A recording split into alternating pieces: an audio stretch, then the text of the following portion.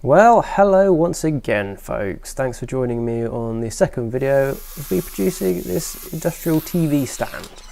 If you didn't catch my first part, make sure you go and give it a watch, otherwise some of this might not make much sense. Okay, let's jump straight in. I got my plywood here from an offcut a builder left behind in my workplace. I cut it roughly into 3 pieces and casted it home, essentially. So what I'm doing here is cutting them to perfect shape. They should be about 50 by 80 centimeters, or about 20 by 31.5 inches for those imperial folks out there. I'm just using the jigsaw to rough cut it off, and then you can see me there just using my plane little small hand plane just to smooth off all the curves that the jigsaw tends to leave in it. I'm using the ruler to try and get it as straight as I can.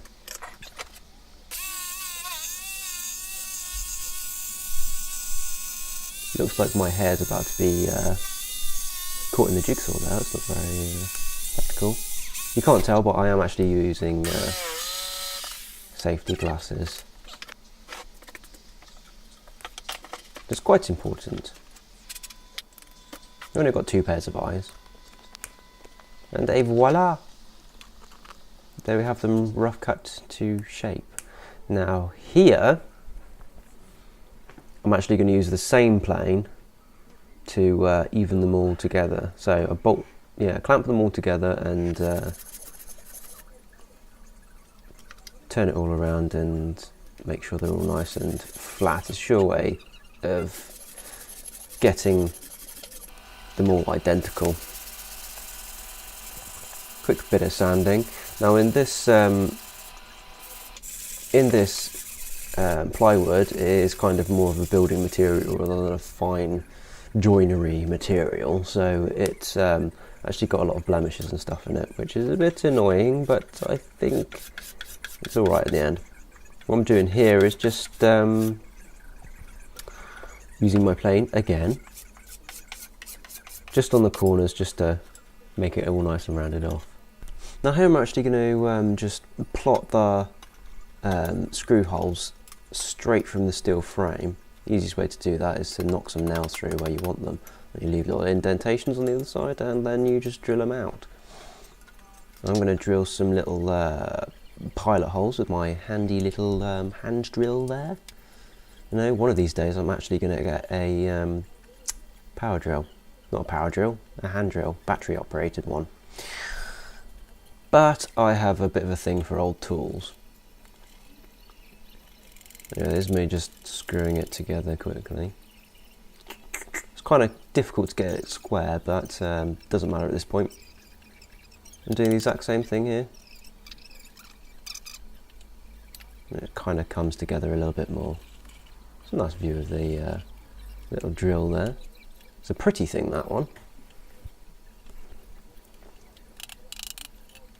Now here I'm drilling the holes for my aluminium tube pegs that are going to be incorporated in with the screws. Now I'm drilling through the steel frame because I'm not entirely convinced that the holes are perfectly straight. This way, if they are a little crooked, then that wonkiness will be translated into the plywood, which should hopefully avoid any issues later with the pegs not going in. It's a nice bit of high-speed drilling action there for you. That sounds dodgy. So after all the holes are drilled, I take the opportunity to actually put a finish on the plywood. Sorry if you actually have to look at that horrible tablecloth, but it's the only thing I actually managed to pull out that was disposable. So I'm using good old tung oil, still one of my favourites. Just giving it a good coat. I think I put 1 coat on this. I didn't bother with a second coat. There's no point. It's not going to be touched very much. Yeah, this time I actually used a cool method by using wet and dry 1200 grit while the oil is actually still wet. It actually produces a really nice smooth finish, so I did that all over all 3 pieces, and then I'm just using an old sock to get rid of the extra oil after it's been left setting for a while. And hey presto! I actually realised once I had assembled it that I had a bit of a dull moment. The whole thing's a little bit wobbly, as you can imagine, because there's absolutely no cross bracing on it. So what I'm doing here is a kind of afterthought, but actually worked quite well in the end. I'm using the same aluminium tubing. I'm just flattening both ends and a section in the middle, drilling a hole in either one, fastening the 2 together in the middle with a bolt, and yeah, screwing it to the back. You'll see this in a second. I'm just using a hammer on a hammer and a vise to flatten it out. There you go, you see what I mean? So putting this on, just 4 screws, that's all it needs, and it actually turned out to be surprisingly strong. Yeah, I definitely need a screwdriver. Yeah, it's doing my wrists in, having to screw in and out every screw. So here we are, going straight on to the making of the pegs. To cut it, would have been nice if I had a hacksaw, but my dad seems to have nicked my hacksaw, so I had to use my Dremel. This is very slow and laborious and yeah, boring, and I got dust everywhere, which isn't good. I don't think you're supposed to be breathing aluminium dust. I don't think it's very good for you.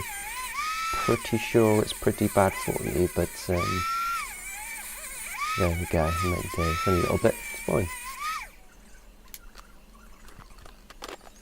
There you go, you can see all my, how many was there? 18 little pegs.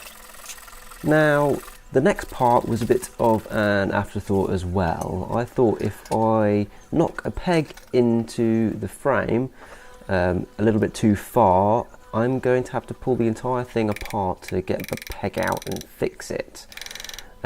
So my solution was to flare out one end of each peg so that it wouldn't go all the way through. To do this, I found an old metal stud from my heavy metal rocker days, and eventually used it in conjunction with a vise to shape the aluminium, and actually it worked very well. Now, the only few issues I kind of ran into were the steel frame actually shearing off a bit of the aluminium. You can kind of see what I mean there, and I had to kind of do quite a bit of cleanup, which was a little bit annoying, but never mind. Hey look, there's me tapping more pegs in. Yeah, that's real fun stuff. Now, last bit, whack some oak feet into the bottoms so that it doesn't cut up my carpet when it's sitting on my floor. And nobody wants that, do they? That pretty much wraps it up, folks. Thank you for watching. Always let me know what you think in the comments, and if you really want to help me out, then like, subscribe and share with your friends and family. My name is Luke, and I'll see you next time.